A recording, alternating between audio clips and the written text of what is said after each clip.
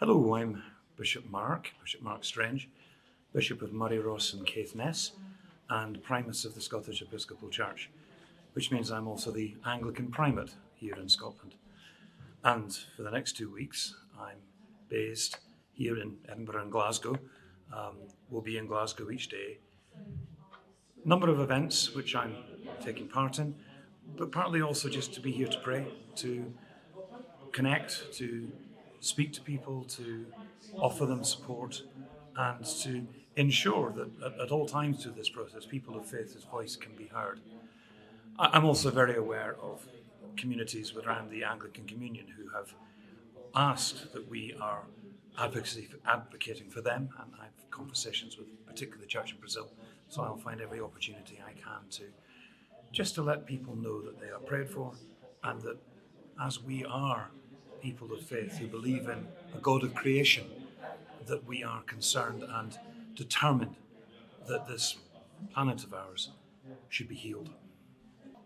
I suppose my biggest hope for COP is that the leaders of the nations will sit down, figure out what is needed for the whole world, and find ways of resourcing that in all parts of the world.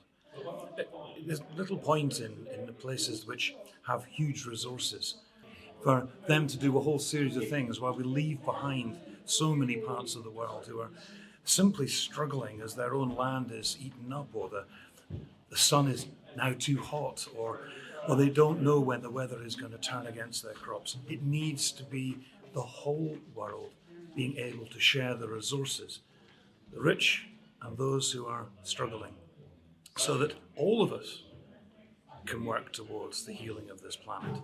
This isn't about nations, this is about the world. The first thing I would say to my sisters and brothers around the Anglican Communion, we've all got issues in our own churches and our own provinces and our own communities. But these 2 weeks, my first request is that you pray. You pray for the Anglican Communion delegation, you pray for the world leaders, you pray for this planet. What else should be the starting point of a Christian community but to actually pray together that things can change?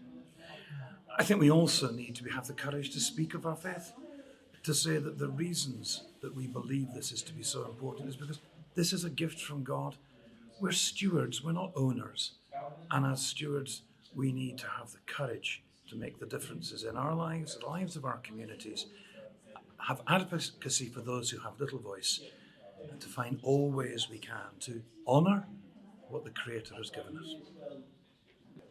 The issue is clearly subtly different, or sometimes majorly different in each part of the communion, but for us in Scotland, we've made commitments to be, as far as we can, carbon neutral by the end of the decade.